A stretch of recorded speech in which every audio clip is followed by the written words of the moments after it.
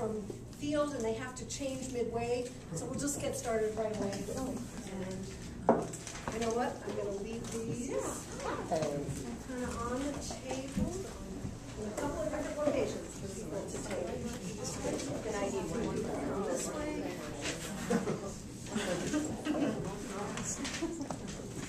And this is really an overview of the adult track classes. Oh, I better save one. Look. And structure, and a chance for you to ask questions, and particularly about field. And since Michelle and Julianne have to leave midway through, we'll do field coming up very quickly. Maybe right before that, you might be familiar with this already because it is a page out of the handbook, but given that you haven't had to look at it too much yet, it just shows you the overview of the plan of the adult track, if you take it. And I actually, in my mind, I call this the mental health track.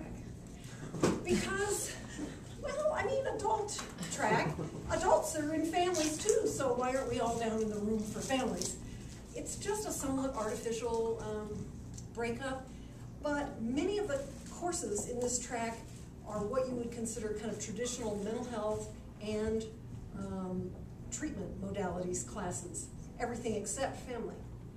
Now, having said that, I strongly urge any of my advisees who choose the adult track to also take one or two classes in the families track. I think it's crucial because in modern settings where you're going to be treating adults, like mental health centers, hospitals, drug and alcohol centers, you're going to treat families too. And if the only experience on families you have is what comes up in clinical 1 and 2 this year in the foundation year, it's kind of small. You'll be a little lacking. So let's work together on your boundaries. So I just think that the families track, it's now, if you take that, in the families track, you'd have to take the overview course before you can take the strategies and techniques of family therapy, which I think is a very helpful class.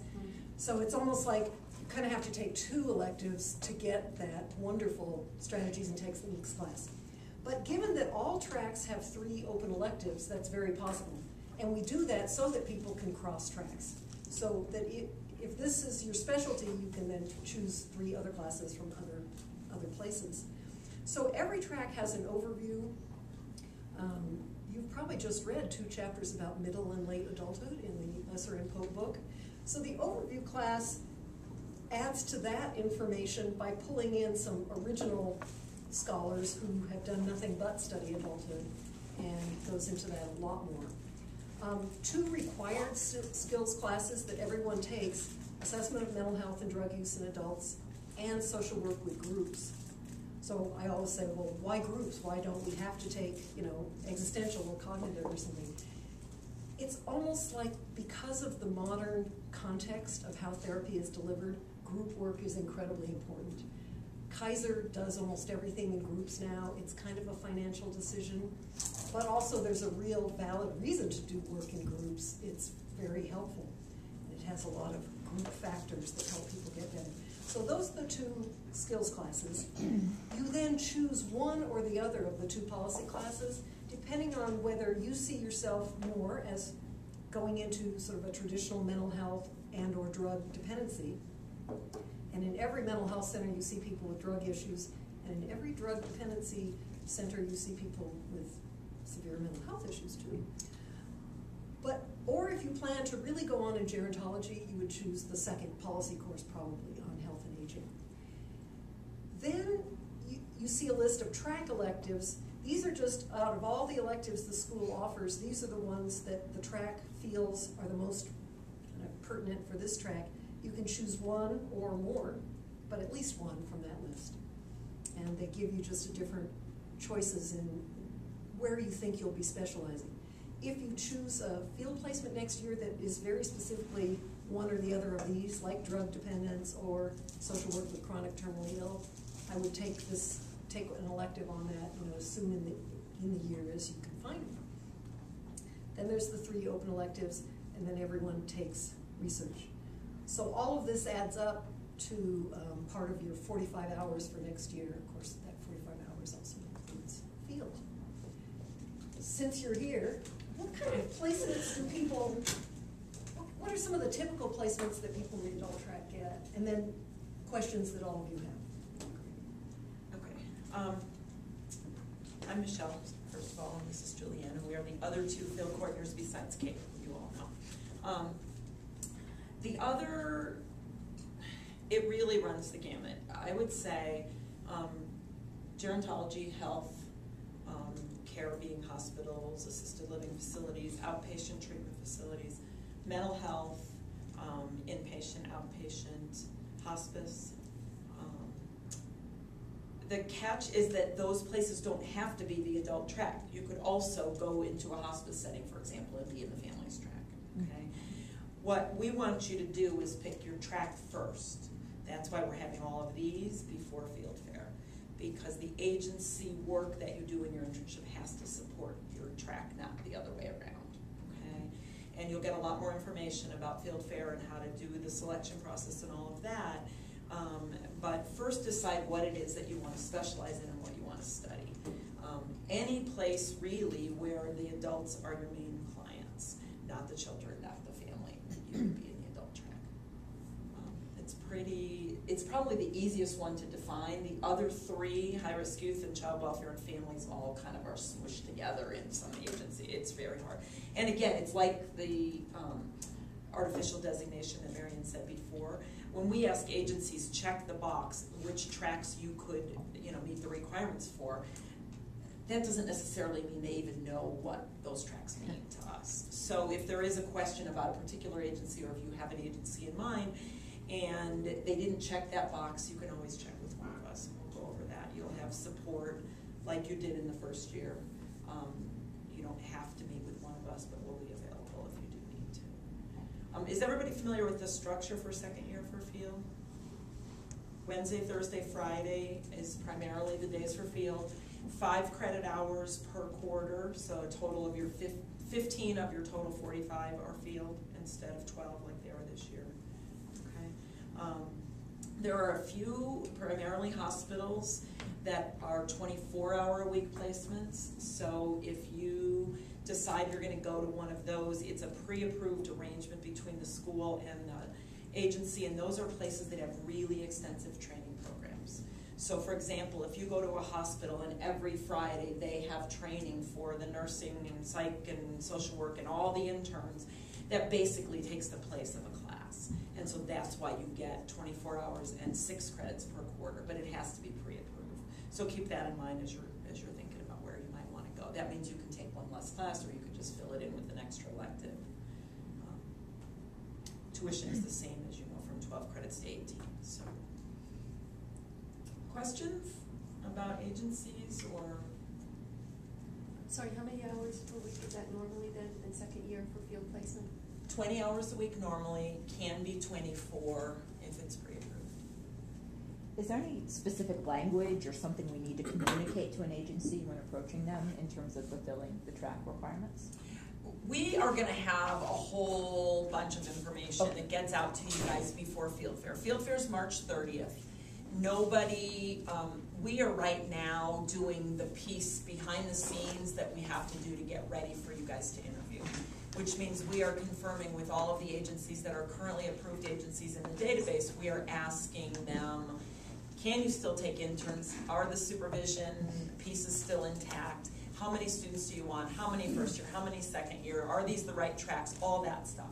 Okay, so you can't start interviewing really. The agencies are not happy when they get calls from students now because they don't know what they're doing in September. So after Field Fair, which is March 30th, that kind of kicks off the interview season, and then we'll help. We have lists of suggested questions that you can ask when you go on an interview. We'll go through and we'll do a demo online and in person on how to use the database as a second year student. You don't have to go through one of us. You'll have complete access to everything that's in there this time around. Okay? And then, when you go and interview, you'll get a sense if they say your population is primarily adults, then even if they didn't check the right box, it would work for the adult track.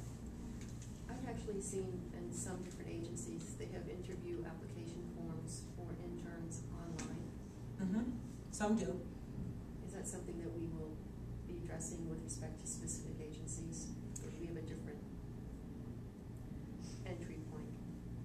If an agency has a special process for interns, or MDS Counseling Center, going back to Maria Drost, has that. Arapahoe Douglas Mental Health Network, a couple of the really big systems like that, Jefferson Center for Mental Health, they have one funnel point that you will have to go through their regular process of filling out an application online and that. But those people also will all come to Field Fair. So come to Field Fair, meet them in person, bring your resume, make the contact, and then that stuff gets a little easier when you have kind of an in. So don't touch those online application forms yet, is what you're saying. You should really right now be focusing on your first year field placement. Yeah. We're halfway. This is week 5, so we're halfway right now through. And if you're following our developmental model, you are finally competent in your first year field placement. So use this time to gain the skills you need to get. What happens is people's energy starts to get split. They start to look ahead to next year when you're still working on mastering. You're just 5 weeks into Clinical 1. How to do a good assessment, how to do a good intervention, how to evaluate whether or not what you're doing is working. Those are skills you need to have. So there's both sides of it. But no, if you get calls from agencies that say we're getting calls from your students, you'll probably get a call from Ann that says, excuse me, please don't do that yet. Okay? Wait till Field Fair. And then it kind of levels the playing field for everyone. That includes incoming advanced standing students. We tell them the same thing.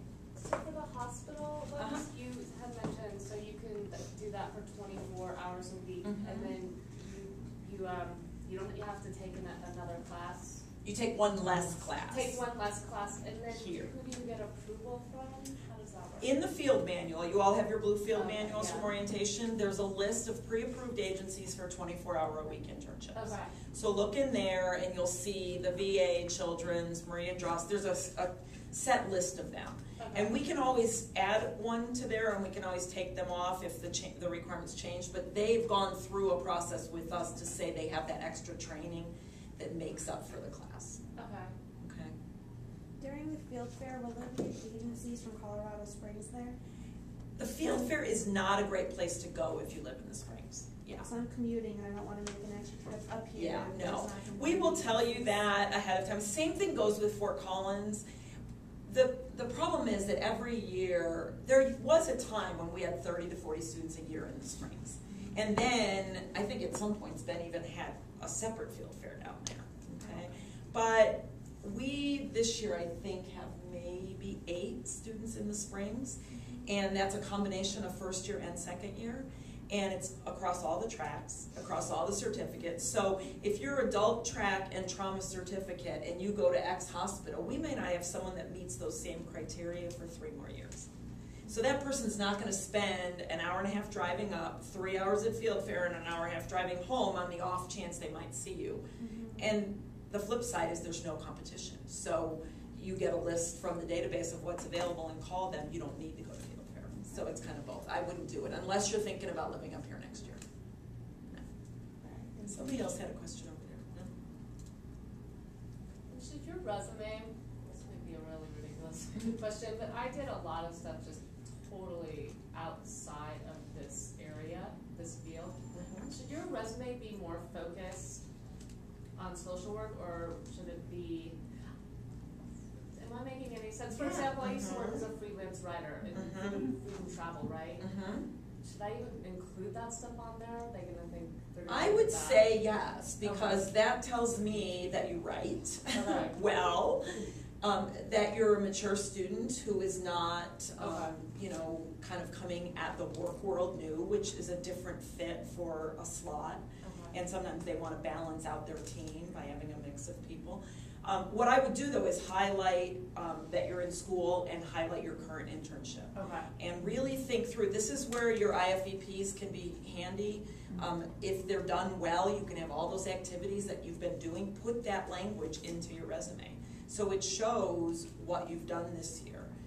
Some of the more competitive and the more clinical internships really want to see that you can handle a client from start to finish, for example. So put in there all of that kind of stuff. But then I would put your other stuff underneath too. Okay.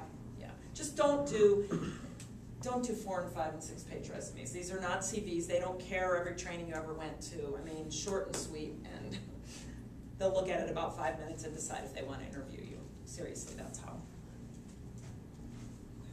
Volunteer work is always good too, especially if it's in the human services field. But yeah, past jobs you've held, even if they're retail, whatever, it does show that Right. you've worked. It You've shows been job out there. history. It You've been shows- out there in the world, yeah, so that's good stuff. Any other field questions? This year's field placement, I'm at a school child development center, so I'm working with kids. So the second year, I'm actually, my objective is to work with adults and Okay. challenge. So as that will clearly be on my resume, was that an issue, or do you have people who have the first year tracks are with different population groups who in the second year are switching them? No, most second year field placement, in fact, it's interesting because with the curriculum revision that we're doing right now, Jean and Kate have been co-facilitating focus groups with our field instructors. And most field instructors in the first year want students to master the basics.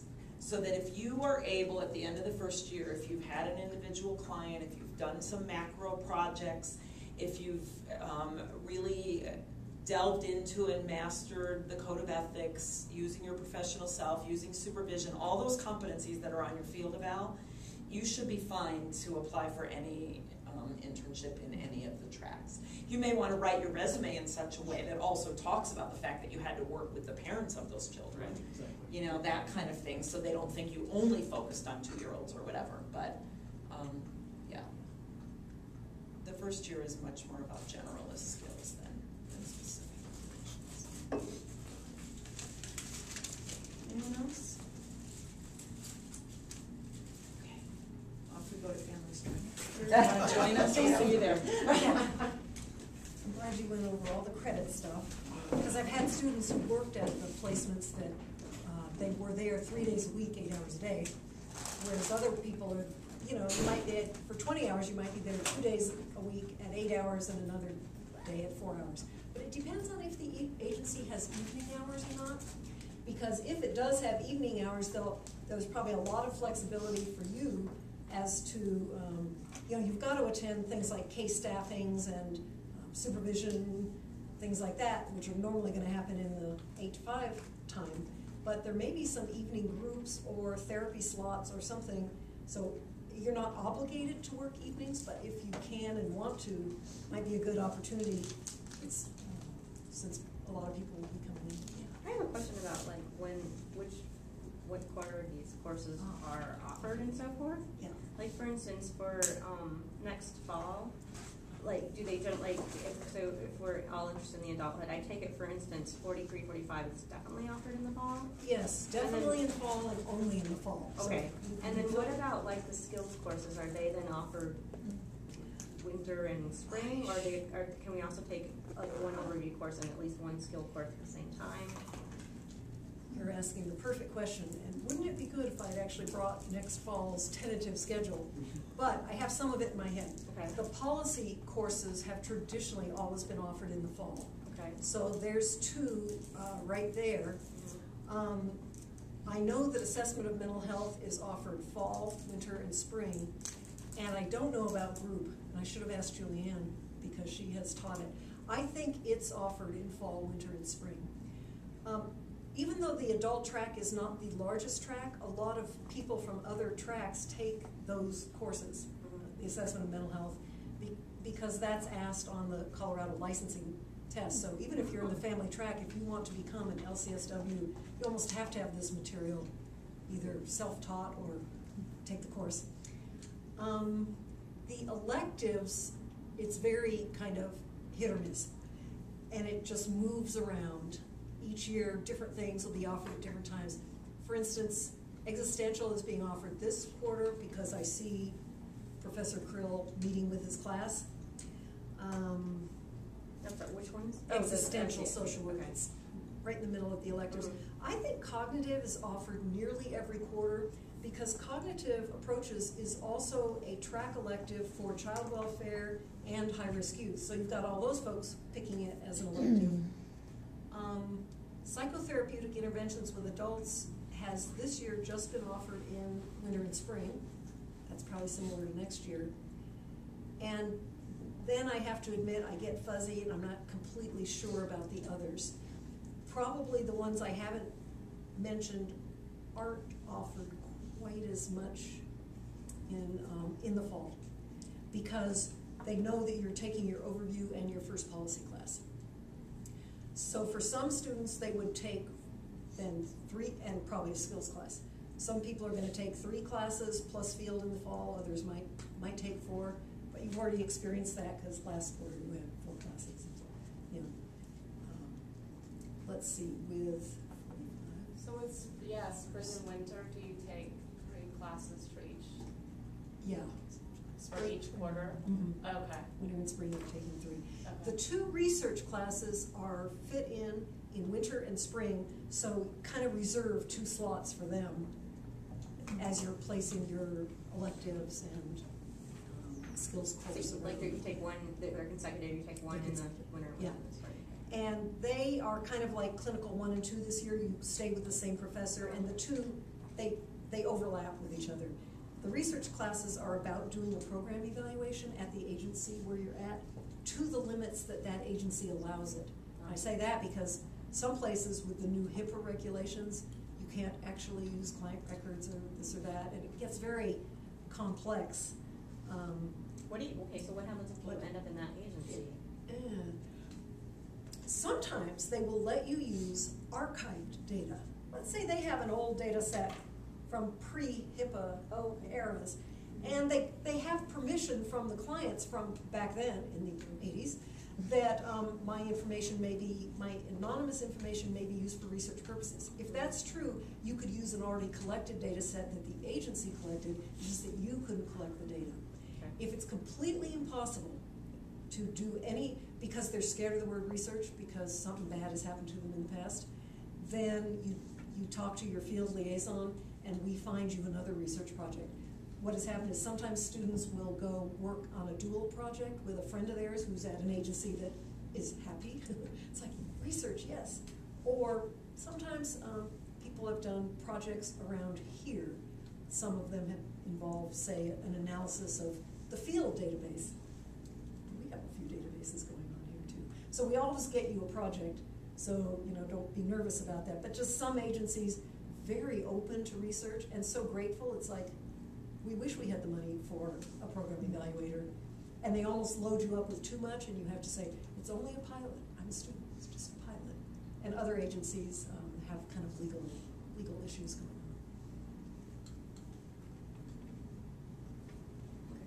So there's really not much flexibility for the fall semester quarter. Not as much as later, and even though assessment of mental health and groups are going to be offered in winter and spring, it's a good idea to take one of them in the fall, just because you don't want required courses, you don't want to get shut out of them for any reason, like too many people all wanted to take it. Mm-hmm. So, I imagine they're both offered in the fall. I wouldn't say you have to take them, but I'd say get one of the skills classes done in the fall. And then if you're willing to take 4 that particular quarter, you could choose an elective. Will we have access to the schedule so we can kind of plan out our classes Yes. for the year before the year even starts? Yeah, I realize that the reason I have it sitting somewhere on my computer is Dr. East emailed it to all us faculty saying sign up for the courses you want to teach. So it's still in a very tentative form, but I kind of have the plan for next year. But it changes a lot because once Sarah emails you a link to an online planning form, did everybody use an online planning form this year where you're clicking on your, no. You probably use the kind that has 3 colors and you're like filling it in and then you give one copy to. I didn't get a plan. Well, that's because we have the, Ours are so regimented. but ours is regimented, Yeah. so we don't have a need for it. Yeah. Is there, are classes ever canceled or changed in a way that we just should be aware of going in? Never required classes, and we will always make sure that you can get the required classes. Electives have in the past been canceled if less than 6 people want to take them. Oh. But these particular classes that I'm looking at, these have never been canceled. I mean, unless perhaps they decided to put a section of brief practice on Saturday and not enough people wanted to take it on Saturday, they would cancel it. So I don't know if any of you are weekend students. You probably wouldn't be here right now if you were. Yeah. You'd be getting your advising over the email or something. Yeah, these are popular enough that they're never canceled. And let's just say that next year, there was a cohort of people interested in work with the aging, like assessment intervention with aging. But let's say that didn't quite come up to enough. They still wouldn't cancel it because it's part of the track. You know, late life challenges is part of this. So we don't cancel things that you need to graduate. I think you can count on these pretty well.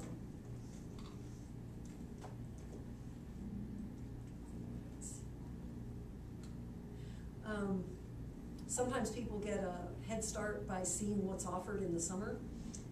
And that summer schedule comes out actually a little bit later than sort of next year's schedule. So pretty soon you'll get something from Sarah that gives you next year's schedule, all 3 quarters, because you'll design your whole year at once. That way you can fit in the jigsaw pieces and go, yep, I'm getting that one done there.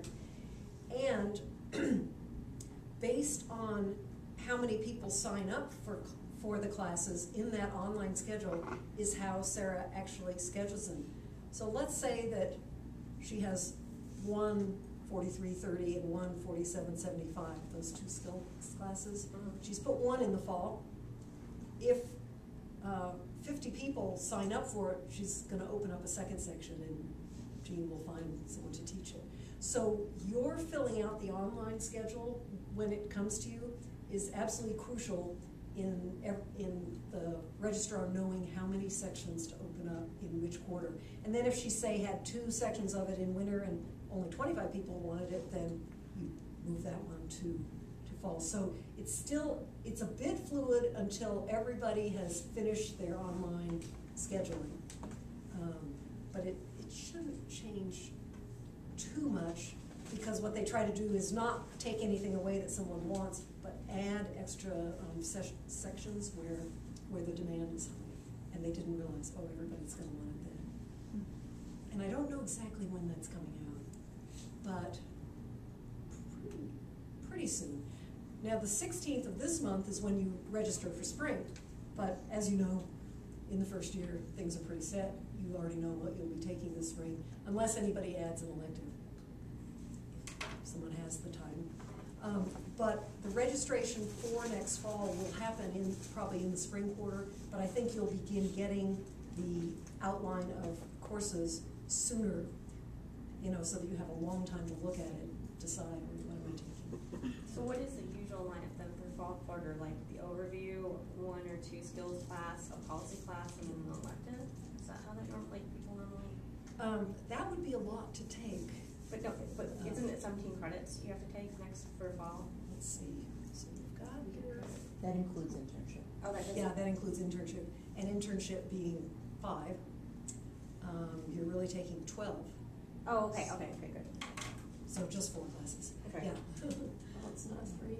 Oh, it's not 3 in the fall usually? Well, let me look at this. It's 10 classes, right? Over. Oh no. That's for this year. Okay, so you've got 45 No, it is hours. 4 classes, because it's 17 credits, 5 of them, so at least 12 left, Yeah, and that's they're 4 3 credits each, so that's 4 credits, or 4 classes for fall. So 20 of your credits next year are field, if you're in a regular field placement, and 25 are class. You still get 1 credit for the, do we still have to do the seminar thing? No, there is no seminar. So 4 classes fall, and then for spring, Winter's your. for winter and spring, 3. Is that the breakdown? I think I just added wrong. Okay. Let me go back to this. It is 30 credit hours of class and 15 hours, 20 hours a week, but 15 credit hours for field. Okay. So that's 10 classes. So that's, you could do 3, 3, and 4. Okay. So Okay. So any quarter next year, you could take 4, it doesn't have to be fall. Unless you're at a placement that offers 6 credits. Right, and then it would be 3, 3, and 3. Okay. Yes. That's what I meant. If your field internship wants 24 hours a week, which gives you 6 credits, then you're only taking 9 academic courses during the year. Otherwise, you're taking 10, just fitting them in. I think most people take the 4 in the fall, and then kind of have an easier winter and spring.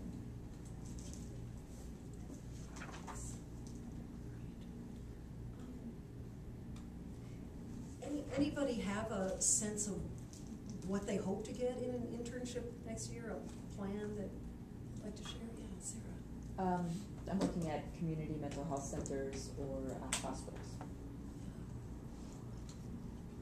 The hospital settings tend to be very popular, but having come from community mental health myself, I mean, it's a wonderful experience. Arapahoe Douglas, she mentioned, and JCMH, Jefferson Center for Mental Health, do a really good job. They're very extensive. From what I understand of Denver, and anybody contradict me and just jump right in, they've had to cut back where most of their services are being offered to people with severe and persistent mental illness. Other mental health centers are able to offer counseling to a little bit broader range than that. But the unique thing about Denver Mental Health is that they also have outposts in schools. I know that you're in the adult track, but still, you might be interested in a school placement in a high school if you're interested in working with young adults. And so they do some really, Denver Mental Health does some very innovative things, but they also have some real financial restrictions on them, as I guess all mental health centers do. MDS Counseling, which Michelle mentioned, just a really good place. Used to be called Maria Drost, and it was sort of under the auspices of Catholic Charities, but they kind of just became a more independent agency, and to mark that, they call themselves MDS Counseling. They get really good supervision. All the interns I've had in class, students I've had in class who interned there loved that particular placement. The VA is another wonderful placement, and students really like it. The VA takes a lot of our students, maybe 9 per year, because they have so many different departments. They have the inpatient PTSD, they have outpatient, they have people who do home visits with chronically ill veterans of the Korean War and any other war that they're at home. So there's so many opportunities there, and they do wonderful supervision as well. Well, that was, you answered my question. I was wondering how many they typically take at the VA, and if more students are interested, is there are there opportunities for them to squeeze them in other words? Well, there probably are in some ways, because all of these wonderful places, JCMH, Arapahoe Douglas, the VA, University of Colorado Health Sciences Center, they have other colleges too that are sending them folks. Right. Smith College sends them social work students as their kind of Smith satellite, we might call it. And University of Colorado, UCD, University of Colorado Denver sends people in psychology interns. So they have a lot of internships, but they kind of flex with how many are they getting from CU Denver, how many are coming from us, and they have such, like the VA has such a well-planned program that all of the interns are getting together at certain times for a training. For instance, they have had trainings in recent years on traumatic brain injury because they realized they were missing a huge piece of what veterans were coming home with. So the interns will all get to know each other, but from this school and from the other schools, and then you are off in separate units. So 9 is the figure I've heard, but maybe you can be flexible. Yeah.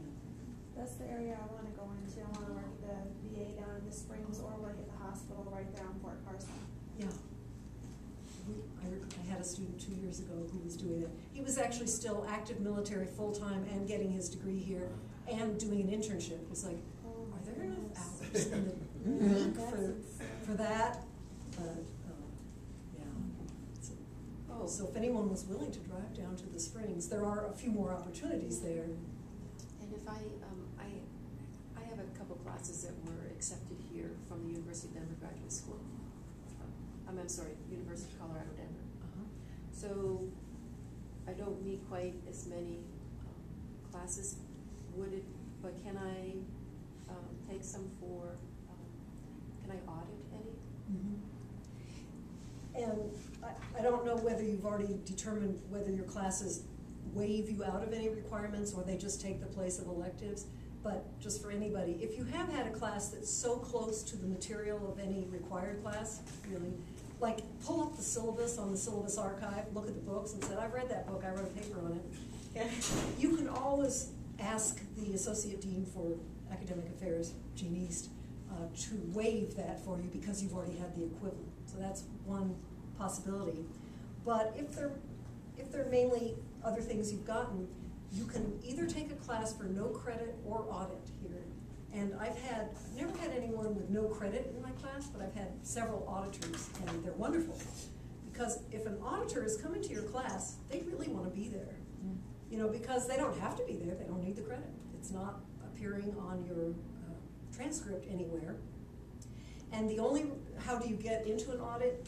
You don't sign up for it in the online planning form, but you contact the professor in advance, say you'd like to audit, and they're under one restriction. If the class reaches the cap total of 25, they'd probably have to say no to an auditor. But as long as the class is under the cap size, I've always said yes. You commit to coming to every class, unless there's an accident, you're sick or something, and doing the readings and participating in class, but you don't have to turn in any assignments. So it's a very good, if you have the time and there's a class you'd like to audit, I think it's a wonderful way to get the knowledge in a kind of low stress way on you. No credit, I think you are supposed to do the assignments and stuff, and it actually shows up on your resume, but it says NC for no credit. So sometimes people would like it to show up on their, did I say resume? On your transcript. But I say just, if you audit a class, put that on your resume when you graduate. Just say, and audited the following class. I just have one caveat, like, if you're on scholarship here, like if you have a scholarship from GSSW, you have to be a full-time student. So just be aware of that. Like because I actually wanted to take several, I'm just gonna take one now, several summer courses so I could take a lighter load next year, but that would have put me under the 12 credit hours. So you have to have at least just to know that. I thought it was 8 to be considered full-time, also grad. No, the 12 to 18 is cool. Yeah. I think. Regarding the no credit, that's geared for people who want to use it for licensure in another state? Is that correct? As opposed to auditing? Is that why it's? I've always wondered that. Okay. I audited a few classes at Tulane. I got my MSW, and I love them all. And so I never thought about doing something for no credit because I really wouldn't want to do the assignments and then get no credit for the class. Right. Would that mean I had no faith in my? I mean, what kind of situation would make you that? want to do that as opposed to auditing, other than the licensure? I don't know because I've never known an advisee or a student in my class who ever did anything for no credit. But it's in there. It's on the books. Yeah. I don't know why though people would do that. If it were me and I wanted something and my schedule was tight and I just didn't want to kill myself, I'd audit it. If you're going to go over the 17 or 18 credits and you have to pay more money and you just don't have that money to pay for tuition. So if you take it for no credit. For no credit. I don't know. Is this the smallest track as far as like as students? Child welfare is the smallest track. Okay. And then I think high-risk youth and adult are sort of similar in having about the same. I actually knew these numbers at one time. Family track is the largest. That makes sense. There's lots of jobs out there in schools and family work. And community track has gotten bigger every year. About 4 years ago, well, more than 4, okay, about 8 years ago and maybe ending 4 years ago, for a while we sent out a part of a national survey to all MSW students. So of course it was anonymous because it comes to you in an envelope, it has nothing on it, had a stamped envelope inside. And it was a MSW job survey. And they we participated, and then we sent the data to another group, and they were comparing how long did it take to get your first job, how many interviews did you go on, what's your starting salary. We had kind of a range. You could check, yep, I was in that range. And at that time, the dean gave me the job of analyzing it. So I sort of remember that most people went on an average of 3 job interviews, and it took about a month and a half to get their first job, unless they took a job in their agency. And so several people took a job in the agency where they had worked.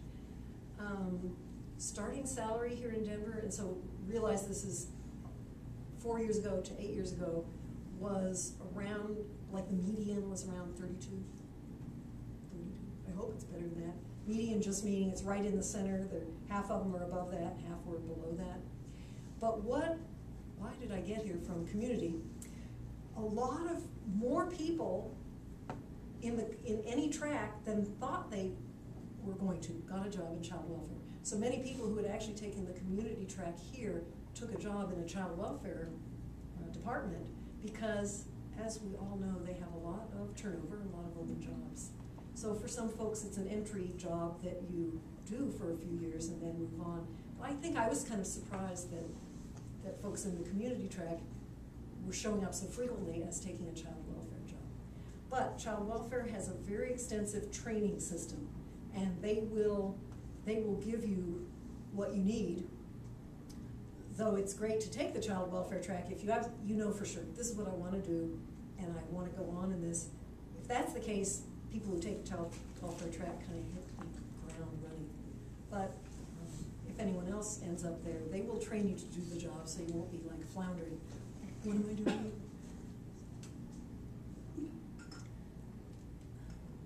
I've only taught the assessment of mental health and drug use course. Well, I've taught research too, but everybody has that. And I really enjoy teaching that class a lot because my experience of working in a mental health center, like many of yours, would be you're always interfacing with psychologists and psychiatrists. You need to know that language, even if you question the very framework of the DSM. Everybody will be talking that language. And so I firmly believe in social workers studying it from the ground up so that we know what it is, even if we think it's actually kind of misguided. And there are social workers on the national task force to revise the DSM and put out a 5th edition. Yes, coming up on 5. And at first they said it was going to come out this year, 2011, but now I think it's either 2012 or 2013.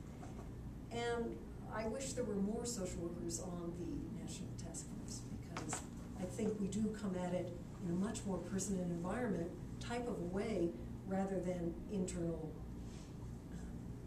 pathology or something like that. So I find it a very interesting class to take and or teach, and maybe I'll see some of you in it if you choose the adult track, and I haven't. Now, with respect to that social work with groups, I'm currently taking the brief practice modalities on weekends with Kate Teal, which is very cool.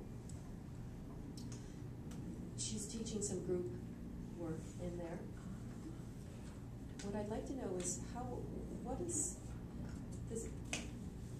When I hear social work with groups, I feel a degree of confusion, and I don't know what exactly that type of work is with groups. What is encompassing? And we will have 5 weeks of doing a group in Clinical 2 this year, in the spring quarter, small group. I think this, and I think I know what the book for this is, by Gitterman, I believe. And there's so many different kinds of groups. There's self-help groups, but then there's self-help groups with kind of a facilitation by someone with a mental health background. So, there's groups for parents of kids, or certainly alcohol and drug groups, or Al-Anon type groups. Not Al-Anon itself, but a hospital may run that sort of a group and need a facilitator for it. So it blends everything from a traditional therapy group, like when you think of Irving Yalom doing therapy with people and saying, now, Josephine, tell Andrew, how you felt about that when he said that. You know, very much getting people to talk to each other honestly and from the heart. So real therapy to self-help and to mutual aid. So social work with groups covers a wide range from traditional therapy to a much more kind of egalitarian, where the therapist is just about a colleague of the folks coming. That would be more of a self-help one. Okay. I think, I could be wrong about this, I think one of the assignments is to go out and attend like a self-help group that you find in the paper that's obviously open to the public. Like, you don't have to pretend you have some disease to go there. Just say you're an interested person. And I remember taking a class like that at Tulane, and it was one of the best classes I took, only I had to attend 9. So I went to about 3 open AA groups, 2 NA groups, one of which kicked me out and said, we used to be open, but we're closed now. You can't be here if you're not an addict. So it's kind of like weird to get up and leave. I went to a tough love parent support group, an infertility support group, an Overeaters Anonymous, and I just learned so much. And people were so nice to me when I said, hi, I'm Marion and I'm a student, you know, and I'm here to learn more about this.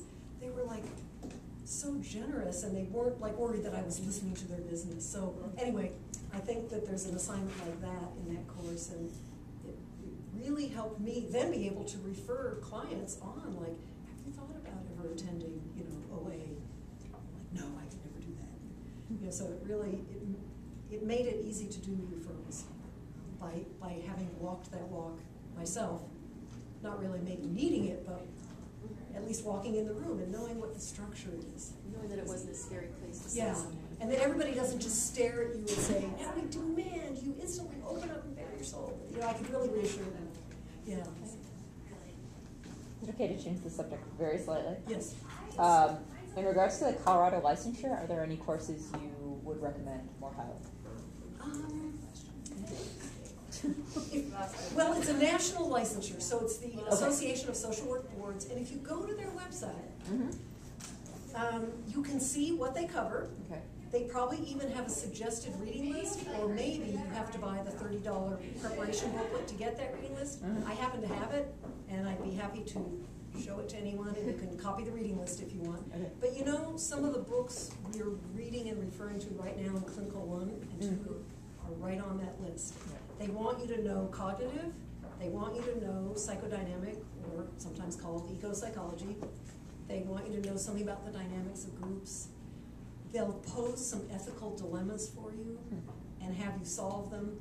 And as long as you kind of keep the NASW code of ethics in mind, you'll always choose the right answer. They ask questions about human development, so the sort of Ericksonian things that we're studying right now. And so, and they definitely ask about different diagnostic areas and even medications. I remember one question was, which medication of Haldol is used for which of the following conditions? Panic disorder, conduct disorder, schizophrenia, depression. And you had to pick the one. Schizophrenia? Yeah. And it's sort of an older drug. So they do update these questions, and they have a rolling format where they pull from different questions each year. You know, they have 300 and you answer 150. So it's very helpful to have in your mind kind of a, you know, like Haldol is the name that it's called, the brand name. So you don't have to know the kind of long 5-syllable name that goes behind that. But they use brand names, and they kind of want you to just, like, what is Prozac? They would want you to know it's for depression, not for schizophrenia. So it's that general, but they do have several questions on the whole issue of mental health treatment, assessment, and medications. Do we take the exam straight out of our second year, or do we wait until we have the 2-year experience under a social worker? You're asking the right question. When I was going through, you had to wait 2 years. You had to send in your 2 years of supervised hours to even be able to take that exam. They changed it about 7 years ago, and now you can take it at any time.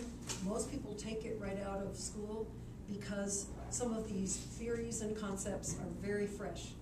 I took a review course from a gal who advertised in the back of the NASW news right then, Because when I got the test booklet and I took the 30 questions, and the way I answered them, I probably would have failed. I mean, they don't tell you what you need to pass, but I got half of them wrong.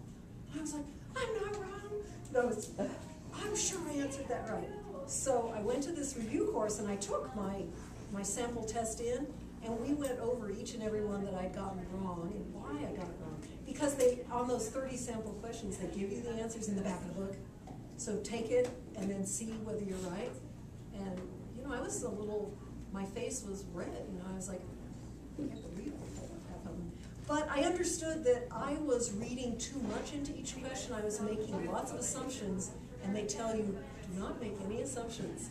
So it's really, I had to restrain myself from creating a whole scenario about this. You had to just go by the words on the page. And I did pass it, so I was wouldn't that be weird if, yeah, so I highly suggest getting that. And I would wait and not order it yet because they've changed the test this year, and I have the old booklet. Borrow it from me if you want to. Wait till they put the new booklet out. And the only changes they've made, they've a little bit more highly emphasized multicultural issues, and they de-emphasized research and evaluation. So it's not super different, but I get the book right in the year you plan to take it. Is there a class that we learn about the drugs? No, I have. That the actual drugs? Assessment of mental health and drug use in Ghana.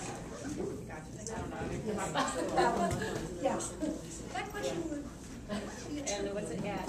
Well, thank you for being here. If you have any other questions, feel free to email me at mbussy@d.edu. You sure? Yeah, I'm sure. I am positive. Because we do kind of this joint advising where everybody in the track advises